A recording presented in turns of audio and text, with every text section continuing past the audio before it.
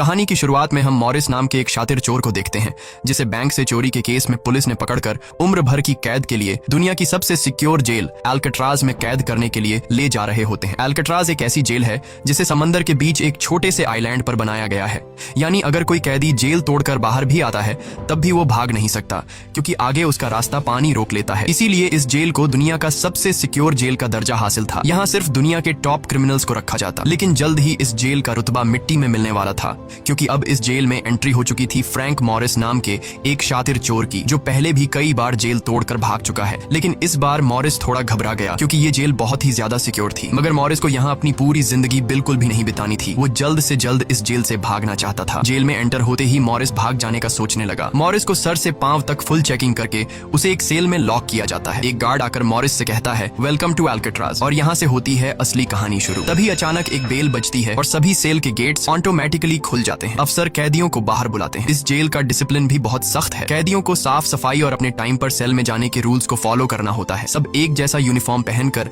Line में breakfast खाने आ जाते हैं। मॉरिस के सामने लिटमस नाम का एक कैदी होता है। मॉरिस पूछता है कि मुझे तो कांटा ही नहीं मिला, अब मैं नूडल्स कैसे खाऊंगा? लिटमस उसे कहता है, अबे ये तेरा घर नहीं है, जो तुझे मिला है उसे चुपचाप खा ले। तभी वुल्फ नाम का एक खतरनाक कैदी मॉरिस को चिढ़ाने लग जाता है। वुल्फ से जेल में हर एक कैदी तंग था। वो यहाँ हर एक कैदी पर अपनी मनमानी चलाता था और उस पर बलात्कार के ढेर सारे केस भी हैं। इस जेल में एक से बढ़कर एक खतरनाक कैदी रखे जाते हैं। यहाँ लिटमस मॉरिस से थोड़ा खाना मांगता है और इस दौरान मॉरिस उसे अपनी प्लेट दे देता है। जब मॉरिस टेबल के नीचे से देखता है तो उसे पता चलता है कि लिटमस खुद खाना नहीं खा रहा बल्कि वो चूहे को दे रहा है। रात को एक गार्ड मॉरिस को वार्डन के पास लेके जाता है। जब मॉरिस वार्डन के ऑफिस में पहुंचता है तो वार्डन मॉरिस से कहता है कि मैं जानता हूं कि तुम बहुत ही शार्प माइंड हो और बहुत इंटेलिजेंट भी हो, लेकिन वो सब यहाँ किस काम का, क्योंकि तुम्हारे जैसे यहाँ कितने आए और गए पर यहाँ से कोई बच नहीं पाया। यहाँ कैदी बहुत ही स्ट्रिक्ट रूल्स फॉलो करते हैं। 2 महीने में एक बार ही कोई तुमसे मिलने आ सकता है और वो भी तब अगर मेरा मूड अच्छा हो। वार्डन बहुत ही सख्त इंसान है जो जरा सी गलती पर भी कैदियों को बहुत ही स्ट्रिक्ट पनिशमेंट देता है। वार्डन कहता है, यहाँ से भागने का सोचना भी मत, नहीं तो तुम्हारे टुकड़े टुकड़े कर दिए जाएंगे। जिस पर मॉरिस जवाब देता है, नहीं सर, आपके होते हुए यहाँ से कौन भागने का सोच सकता है। लेकिन असल में पहले दिन से ही मॉरिस के दिमाग में यहाँ से भागने की प्लानिंग शुरू हो चुकी थी। इस दौरान मॉरिस मौका देखते ही वार्डन का नेल कटर चुरा लेता है, जो वैसे तो बहुत ही छोटी सी चीज थी, पर मॉरिस को पता था कि अल्काट्राज जैसे जेल में इस छोटे से नेल कटर से भी बहुत बड़ा काम लिया जा सकता है। मॉरिस वापस सेल में आते ही इस नेल कटर को बाइबल में छुपा देता है। अगले दिन बाथरूम में वुल्फ फिर मॉरिस को परेशान करने लगता है, पर इस बार मॉरिस उसे छोड़ने वाला नहीं था। अब मॉरिस अपना असली रूप दिखाता है और उसे पकड़कर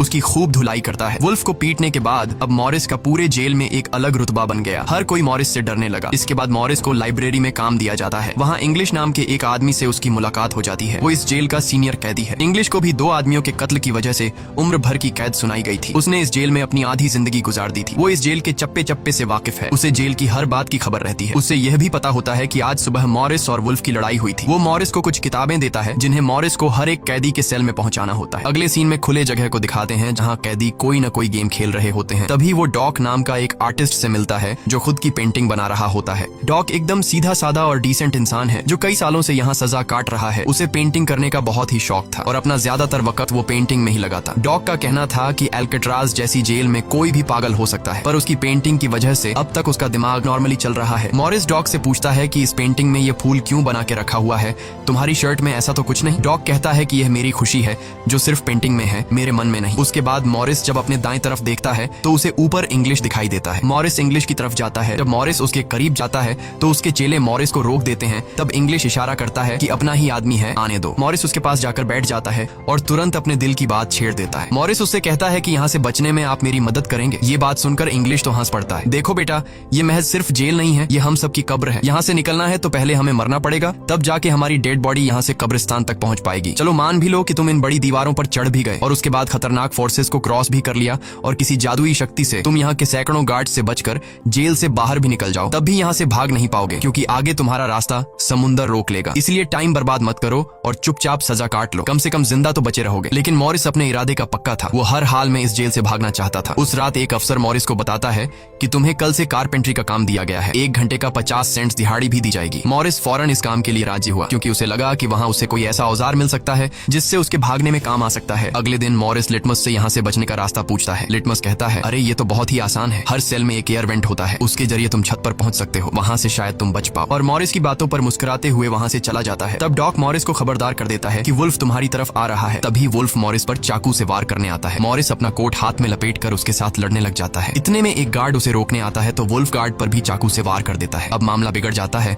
और वॉच टावर का गार्ड शूट करने लगता है। तब जाकर मॉरिस और वुल्फ लड़ना बंद करते हैं। मॉरिस को पता नहीं था कि वॉच टावर पर भी एक गार्ड है। वो अब एक एक करके इस जेल की हर बात को नोटिस करने लग जाता है। मॉरिस और वुल्फ को गार्ड्स डी ब्लॉक में ले जाते हैं, जहां रात भर कैदियों को अंधेरे में रखकर टॉर्चर किया जाता है। ये एक ऐसा सेल था जहां कोई भी कैदी नहीं जाना चाहता था। जाने से पहले वुल्फ मॉरिस को धमकाता है कि बेटा, तेरी मौत तो मेरे हाथों होगी। उस रात मॉरिस को तरह तरह के टॉर्चर्स सहने पड़ जाते हैं, जिससे उसकी हालत काफी खराब हो जाती है। 2 हफ्ते तक इस अंधेरे वाले सेल में रहने के बाद उसे वापस उसके सेल में लेके आते हैं, जहां लिटमस अपने पालतू चूहे से मॉरिस को एक नोट भेजता है जिसमें लिखा होता है, वेलकम बैक मॉरिस। एक दिन चार्ली नाम का एक नया कैदी आता है जिसे मॉरिस के पास वाले सेल में रखा जाता है। मॉरिस और चार्ली में जल्दी दोस्ती हो जाती है। मॉरिस फिर उसे अपने दूसरे दोस्तों से भी मिलवाता है। उसी समय वार्डन बिना किसी को बताए हर एक कैदी के सेल को चेक करता है। जब वो डॉग के सेल में जाता है तो डॉग के सेल में उसके बनाए हुए कई पेंटिंग्स होते हैं। वार्डन हैरान रह जाता है कि दिन ब दिन उसकी पेंटिंग तो बढ़ती जा रही है। डॉग ने वार्डन की पेंटिंग भी बना के रखी होती है। उसे देखकर वार्डन मुस्कुराने लग जाता है, लेकिन पता नहीं क्यों अगले दिन वार्डन डॉग के सेल में बनाई गई सभी पेंटिंग्स को बाहर फेंकने का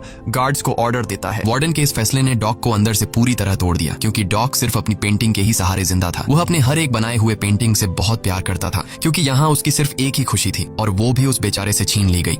मॉरिस उसे समझाता है कि कोई बात नहीं, वो सिर्फ पेंटिंग ही तो थी, तुम और भी बना सकते हो। लेकिन डॉग इस सदमे से बाहर नहीं आ पा रहा था। अगले दिन उसे देखकर मॉरिस गार्ड से कहता है कि प्लीज डॉग पर नजर रखिए, वो बहुत ही परेशान दिख रहा है, कहीं वो खुद को नुकसान न पहुंचा ले। फिर गार्ड मॉरिस को कहता है, तुम अपने काम से काम रखो। डॉग को भी मॉरिस के साथ कारपेंटर का काम दिया जाता है। तभी डॉग छुपकर मॉरिस की जेब में कुछ रख देता है। उसके बाद वो एक गार्ड को बुलाता है और कारपेंटरी के लिए दी गई कुल्हाड़ी से अपनी 3 उंगलियां काट लेता है और कहता है कि जिन उंगलियों से मैं पेंट नहीं कर सकता उनकी मुझे जरूरत नहीं है। यह कहकर वो चिल्लाने लग जाता है। तब गार्ड उसे पकड़ कर ले जाते हैं। मॉरिस देखता है कि डॉग ने उसके कोट में वही फूल डाल दिया है जिससे उसने अपनी पेंटिंग बनाई थी। शायद वो मॉरिस को बताना चाहता है कि इन लोगों ने मेरी खुशी मुझसे छीन ली। मॉरिस डॉग की कटी हुई उंगलियां उठाकर एक डिब्बे में डालता है और गार्ड को देखकर कहता है कि जाओ अपने वार्डन को दे दो, वो इसे देखकर बहुत खुश होगा। अगले दिन मॉरिस अपने सेल में बैठा होता है। तभी वो देखता है कि एक कॉकरोच एयर वेंट के अंदर जा रहा है, जिससे उसे अंदाजा हो जाता है कि यहाँ से बाहर जाने का कोई रास्ता जरूर होगा। इतने में इंग्लिश आकर बताता है कि डॉग ने खुद की उंगलियां इसलिए काटी क्योंकि उसे पेंटिंग करने की परमिशन रद्द कर दी गई थी, इसीलिए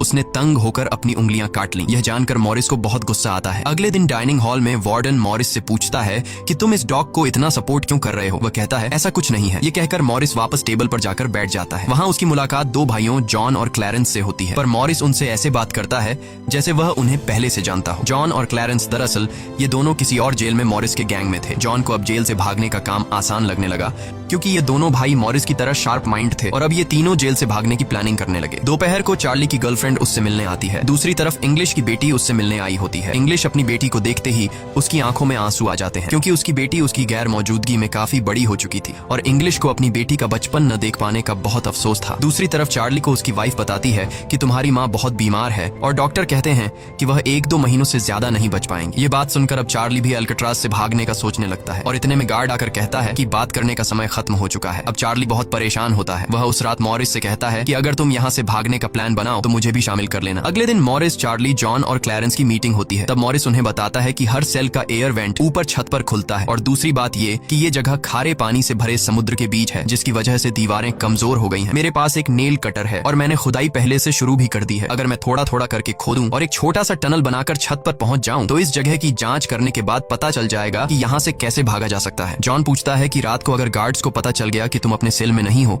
तो उन्हें शक नहीं होगा क्या। तभी क्लैरेंस बताता है कि इस मसले का हल मेरे पास है। वो कहता है कि यहाँ मेरे पहचान का एक बार्बर है जो कैदियों के बाल काटता है। वह हमें बाल सप्लाई कर सकता है और उसे यूज करके हम एक डमी हेड बनाकर उसे बेड पर लिटा देंगे, जिसके बाद अगर हम दीवार की सुरंग से निकलकर ऊपर छत पर भी होंगे तब गार्ड्स को शक नहीं होगा, क्योंकि हमारे सेल के बेड पर नकली सिर रखे होंगे। पर बात अभी भी वहीं अटकी हुई थी कि जेल से तो निकल जाएंगे लेकिन समुद्र का पानी कैसे पार करेंगे। मॉरिस जॉन से कहता है देखो, इसमें मुझे तुम्हारी मदद की जरूरत पड़ेगी। तुम तो क्लोजिंग डिपार्टमेंट में में काम करते हो वहाँ तुम्हें उन पुलिस अफसरों के लिए बनाए गए रेनकोट्स मिल जाएंगे, तो तुम कुछ रेनकोट्स चुरा कर मुझे दे देना। हम उससे एक ट्यूब बोट और लाइफ जैकेट बनाकर समुद्र को पार कर सकते हैं। यहाँ चार्ली कहता है, भाई मुझे भी कोई काम दो, मैं भी तुम लोगों की मदद करना चाहता हूँ। मॉरिस चार्ली से कहता है कि जब मैं वेंटिलेशन की जाली खोदूं तो तुम पहरा देना ताकि कोई गार्ड हमें देख न ले, और जब तुम खोदोगे तब मैं पहरा दूंगा। मॉरिस का प्लान सभी को पसंद आता है और उसी रात में काम शुरू कर देते हैं, लेकिन दीवार खोदने के लिए नेल कटर बहुत छोटा था, जिसे चलाने में मॉरिस को बहुत जोर लगाना पड़ता और मॉरिस को दीवार खोदने में काफी मुश्किल हो रही थी। उसके हाथ में कहीं छोटी भी आई, लेकिन वो धीरे धीरे उस होल को खोदने लगता है। अगले दिन वो खाने के टेबल पर अपने दोस्तों से कहता है कि मुझे खुदाई के लिए एक बड़े औजार की जरूरत है, नेल कटर से दीवार खुरेदना बहुत मुश्किल हो रहा है। तभी मॉरिस ने अपने हाथ में चम्मच को देखते हुए उसके दिमाग में एक आइडिया आया। वो जानबूझकर चम्मच को अपने जूते पर घिसकर